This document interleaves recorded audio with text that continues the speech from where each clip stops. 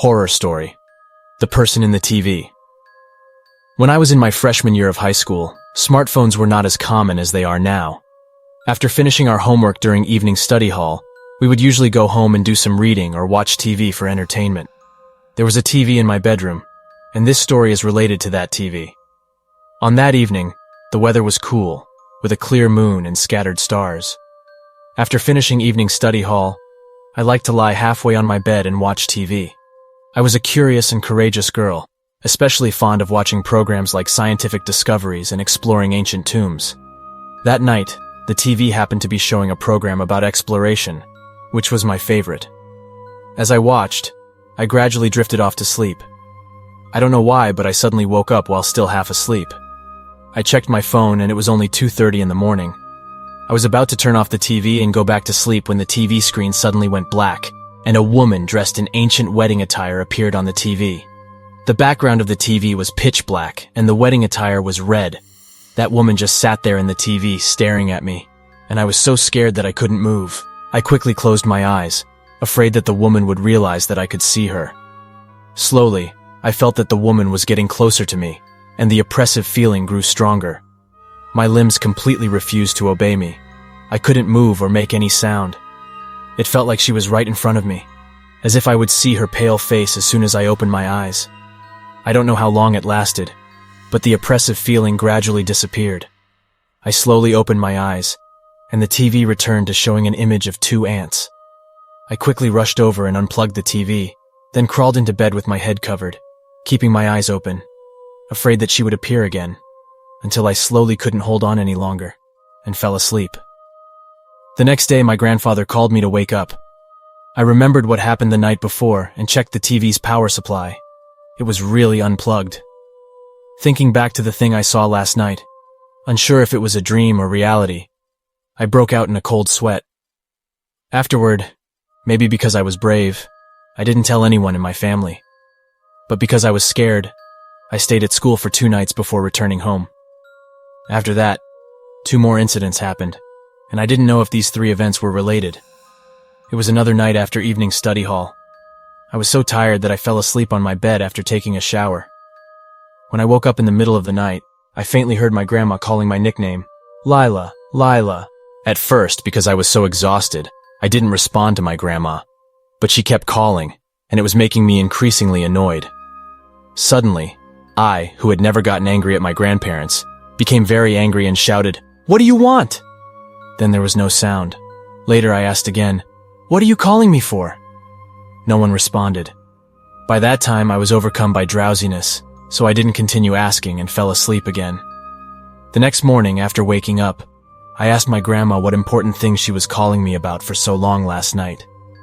My grandma's face turned pale, and she asked me seriously if I had responded to her. I said I did, and told her that I shouted, "What do you want?"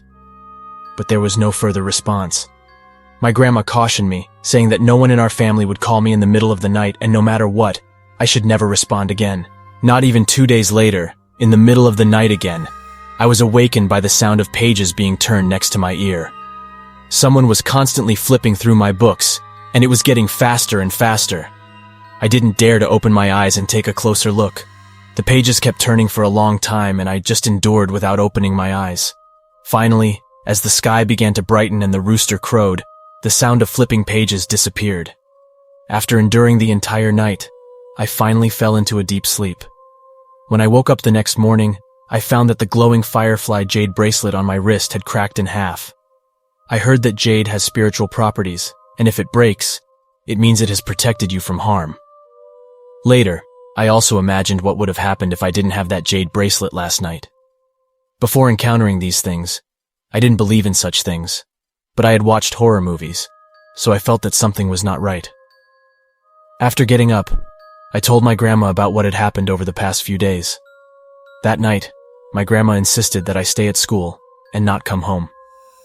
When I returned home on the 3rd night, I found a mirror hanging outside my bedroom door. It seemed that my grandma had called someone who could see things to come and break the curse because I didn't encounter those things again afterward. Horror story. Night shift. It was a cold winter night when my father, John, arrived for his night shift at the old, abandoned Oakwood Hospital. Nestled on the outskirts of a small town in rural America, the hospital had long been abandoned due to mysterious and unsettling occurrences rumored to have taken place within its walls. John, a seasoned security guard, had heard the eerie tales whispered among his colleagues. However, he remained skeptical, dismissing them as nothing more than ghost stories to pass the time during their shifts. Little did he know that soon he would experience something that would shake his beliefs to the core. As John settled into his post, he couldn't help but feel a sense of unease. The dimly lit corridors and the heavy silence that enveloped the building created an atmosphere of foreboding. However, he pushed his apprehension aside, reassuring himself that it was merely his imagination running wild. Hours passed without incident, and John began to relax, believing that his shift would be uneventful after all. But as the clock struck midnight, a chilling gust of wind swept through the building, extinguishing some of the flickering lights overhead. Goosebumps formed on John's arms, and a sense of impending doom settled in the air. Uneasy, John decided to make his rounds, checking the various wings and rooms to ensure all was secure. As he walked down the desolate corridors, a faint sound caught his attention, a soft creaking noise coming from one of the rooms nearby. He stopped in his tracks, his heart pounding in his chest. Approaching the room cautiously, John noticed that the door was slightly ajar. A sense of dread washed over him as he realized he had closed and locked it earlier. How could it have opened on its own? Curiosity mingled with growing fear, compelling John to investigate further. He gingerly pushed the door open, revealing a pitch-black room. He reached for the light switch, but as he flicked it on, the bulb exploded, plunging the room back into darkness. A shiver ran down John's spine as he stood there, his senses on high alert. Suddenly, a whispering voice filled the room, barely audible, but sending chills down his spine. "Leave!" it hissed, the word echoing through the air. His instincts screaming at him to flee, John turned to leave, only to find the corridor outside enveloped in an eerie mist. The atmosphere grew heavy with an otherworldly presence, and a chill settled in the air that seemed to seep into his bones. As he stood frozen in fear, a figure emerged from the mist, slowly approaching him. It was a woman in a long black dress, her pale face shrouded in darkness. Her eyes glowed with an ethereal light, and a haunting smile played upon her lips. John's breath caught in his throat as recognition dawned on him. It was the same woman from his recurring nightmares, the woman who had haunted his dreams for weeks. A wave of dread washed over him as he realized that the nightmares had become a horrifying reality. Summoning his courage, John managed to utter, "Who are you? What do you want?" The woman's ethereal voice filled the air, chilling John to the core. "This is my domain," she whispered. "Leave now, or suffer the consequences." The air grew thicker, suffocating John as he struggled to comprehend the situation. Without wasting another moment, he turned and ran, the woman's eerie laughter echoing in his ears. Panic gripped him as he sprinted through the mist-filled corridors, desperately searching for an exit. Finally, John burst through the main entrance, gasping for breath as he stumbled into the cool night air. He collapsed on the ground, his heart pounding, and his mind reeling from the encounter. From that night on, John's belief in the supernatural was forever changed.